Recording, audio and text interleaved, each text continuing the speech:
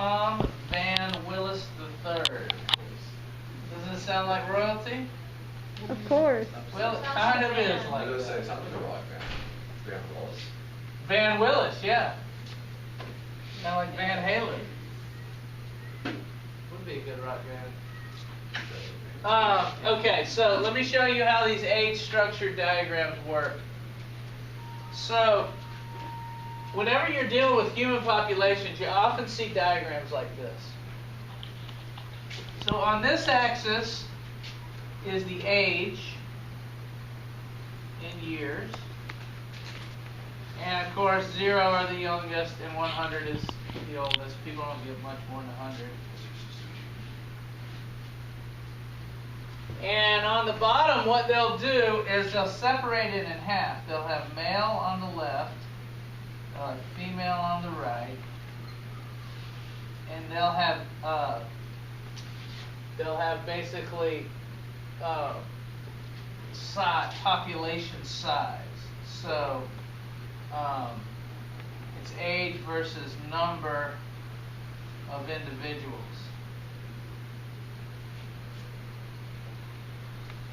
And so they'll put boxes, kind of look like this. And it should be roughly the same males as females born.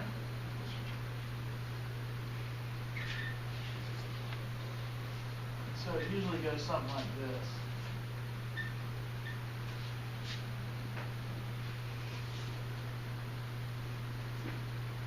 As they get older, they start to die out.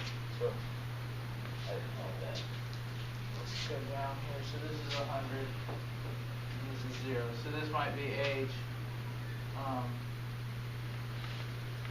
20, 40, 60, 80. Let's fix it up. Something like that. So these are all the kids that are born. This thing on the bottom is the youngest. And see how wide it is? It's usually about the same males as females being born. There's a 50-50 chance being born male and female. And so, but, you know, as you get older, people start dying. And actually, did you know that females live longer than males? Yes. So what you'll often see if this is separated is that the left side will get smaller, and the right side will be bigger. It'll kind of look like that. As the females kind of outpace the males.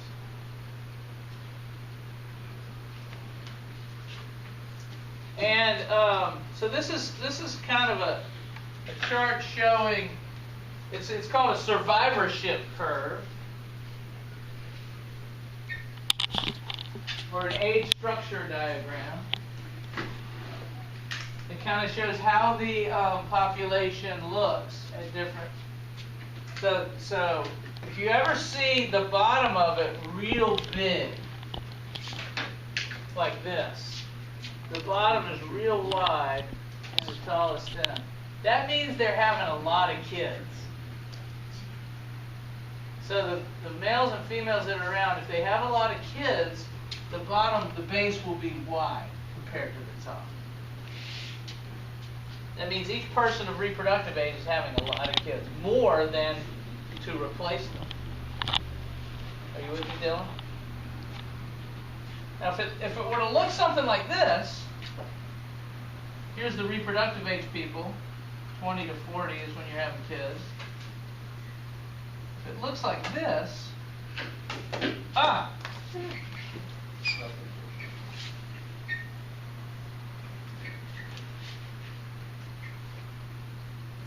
about this. What if you see one that looks like that? Not good. That means the reproductive age people are having fewer kids.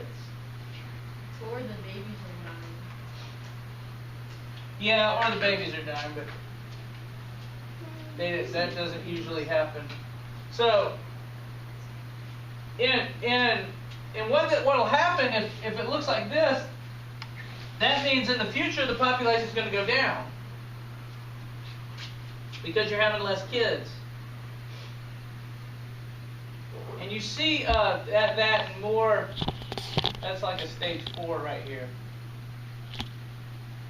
More modern societies that have birth control and education about the problems with population growth, you see these stage 4 start to develop. Industrialized countries that have more money. It used to be back in the day, the more kids you have, the richer you could get. Because you have workers that could work your land. Not today. So that's really kind of dated, but back in the 1800s, you wanted to have as many kids as you could get, and then they could work your farm. Yeah, that's what you're So they used to have big families back then. I think my granddad had like 9 brothers. So I think he had 7 brothers and a sister or something like that. Anyway, so it'll be rapidly, your population will be rapidly growing if you have a real wide base. That means you're having a lot of kids.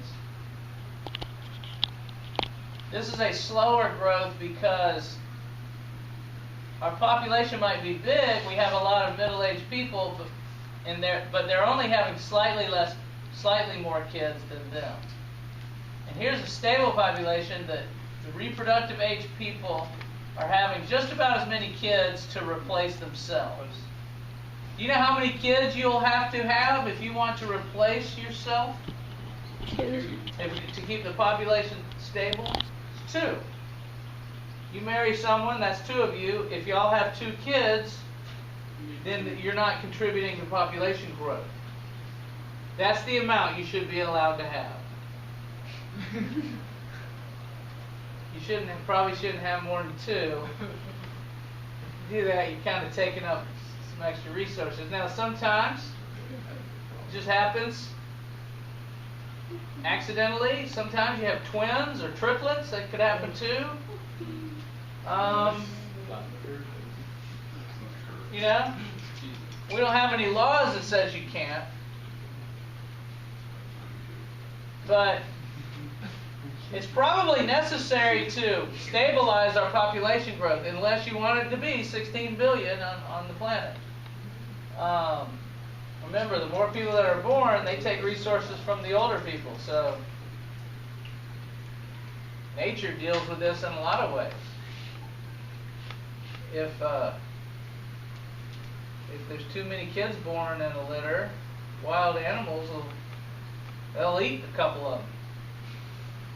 That's how they deal with it. Nature's pretty rough, isn't it? Or if there's one born that's feeble or something wrong with it, they'll kill it.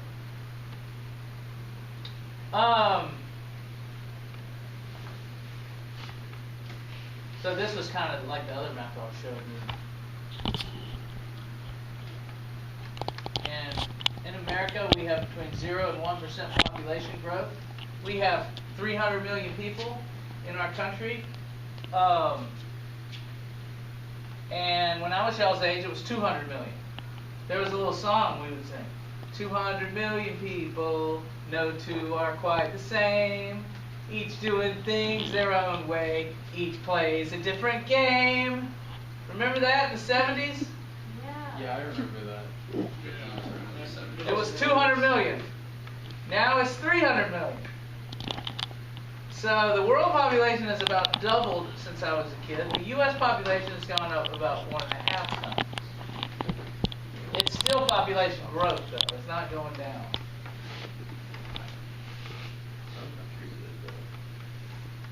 Some countries have gone down.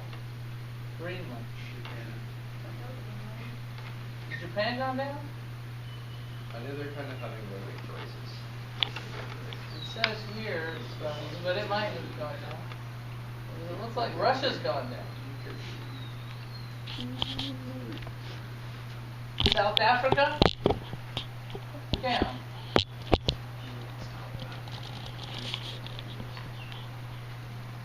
Interesting stuff. Oh, I pray this next time. Why don't we get into that? Let's go forward into the next lesson. Yeah. I think we should. I tell you what, before we do that, Isn't the 2 day let's look at some problems with, let's look up some problems with age structure diagrams. You want to? You want to do it, in your groups?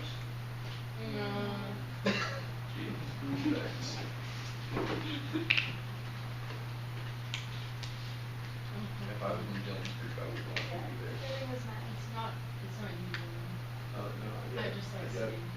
It's not you, it's me. I hate you.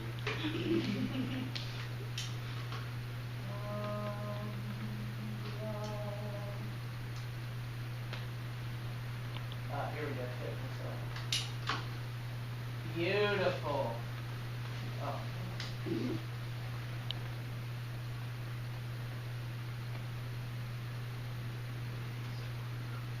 Here's some age structure diagrams. Define the age range you think describes the following reproductive categories: pre-reproductive, reproductive, post-reproductive.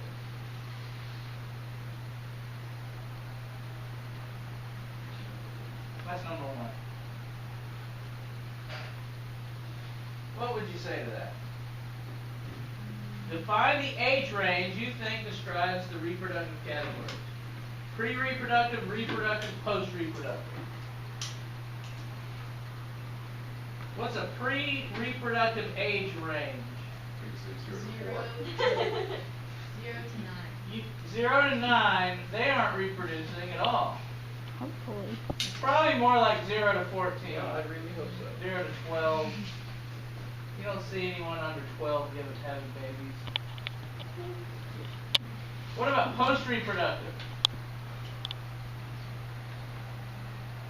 14 to, I mean not 14. After reproductive age. 55 to Maybe 50 and up? You don't see Yeah. many Yeah, 50 and up. yeah, it's- Especially women. Maybe some men above 50 could have kids, but women aren't having kids above 50. But 50 and up, you'd probably say. That wasn't too hard, was it? Is it fun thinking about answers to questions? In a way. By comparing the approximate percentage of each country's population in the pre-reproductive and reproductive categories, identify which country will experience A, a declining population size, B, a rapidly increasing population size, C, a relatively stable population size. decline is BCA. Which one is declining? C. C is declining because there's less kids born than the reproductive age. That's going to make it go down. Rapidly increasing. A. A, more kids born. Relatively stable. B. B. Which do you think ours is? A. United States. A. Probably B. What about like B? Hey, notice, look how big the female block is on the top versus the male. Haha, suck. Not cool. Men don't live as long as women. alright, I guess. Generally, that's from Just blood get rid. pressure. Men have higher blood pressure than women, and heart disease kills most people in the U.S. Guys, take blood pressure medication when you get older.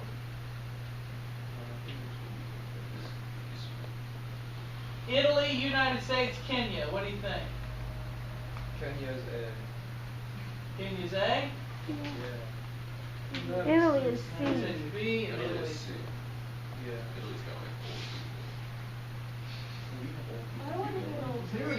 They say 0 to 19 pre-reproductive.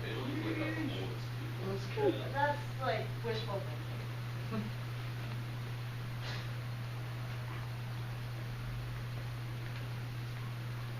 All right, was that fun? I had a great time. Hold on.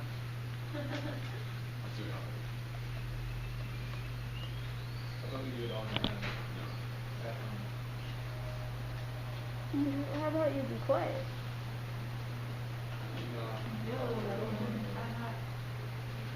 Andrew, shut up, Kelly. That was your sticker on your calculator. Take it, keep it.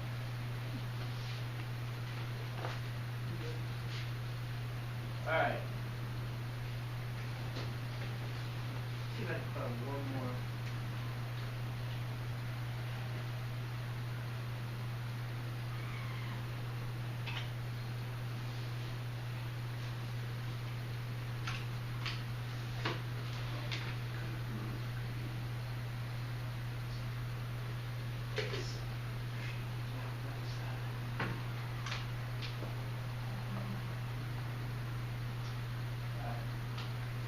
Alright, let's take a look at predator-prey dynamics. So,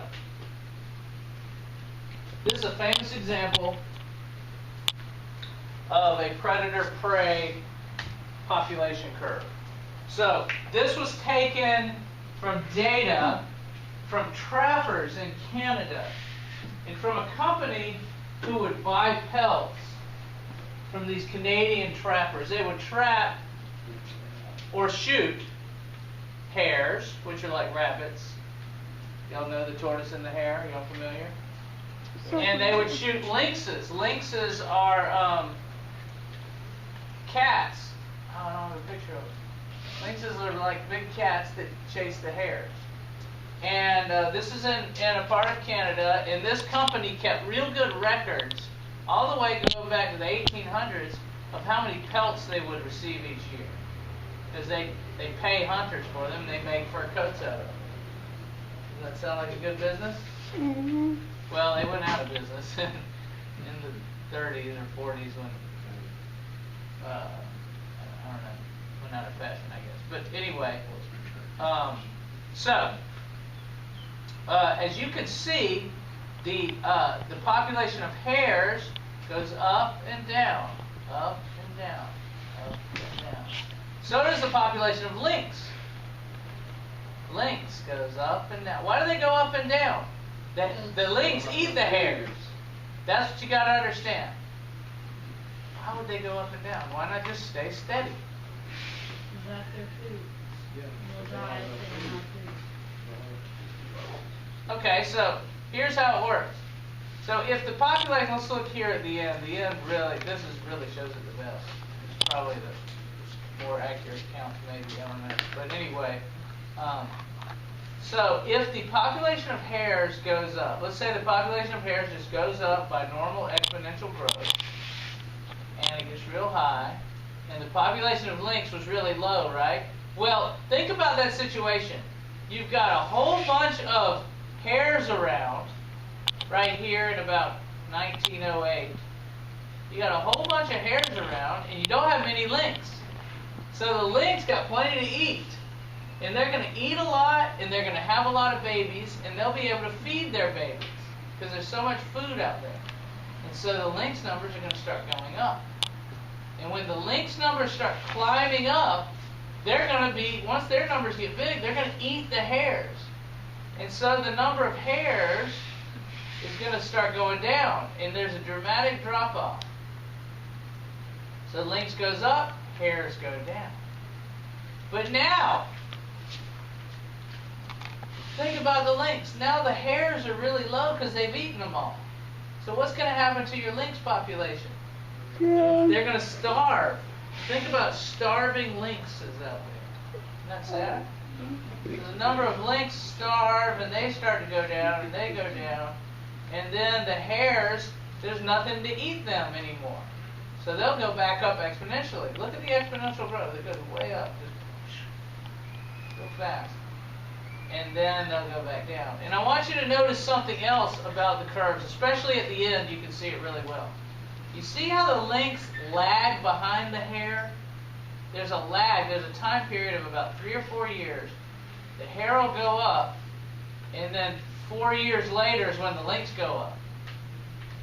And the hare go down, and then a few years later the lynx go down. They're connected, but there's a lag, what we call a lag period. A lag period is a time period between the difference between the two graphs. And if they asked you to calculate the lag period, you would just find the difference between the top of this one and the top of that one. And it looks like, I don't know, maybe 3 or 4 years. Difference between the top of that one and the top of that one. Difference between the top of that one and the top of that one. Does that make sense? Yes. It's harder to see the lag time earlier, but there is. Like here you can see it really well. And this one is not so clear. Nature is not always so nice and clear. There's other things affecting these populations too, other than just one another. There's probably, well, we know there's humans hunting them for one thing. So that's a predator-prey growth curve. Would you like to see video footage? Heck yeah.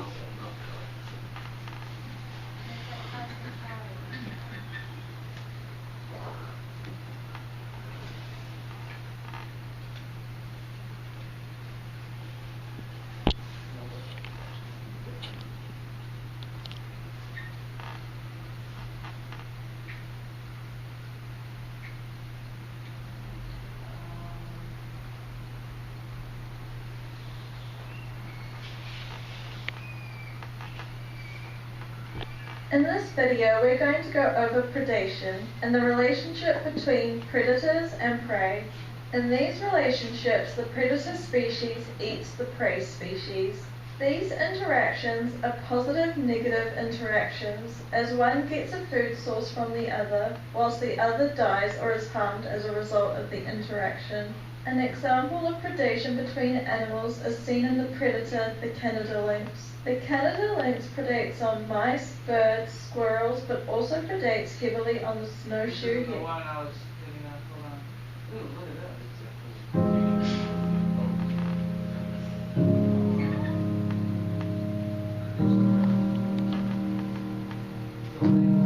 Oh, it's in here.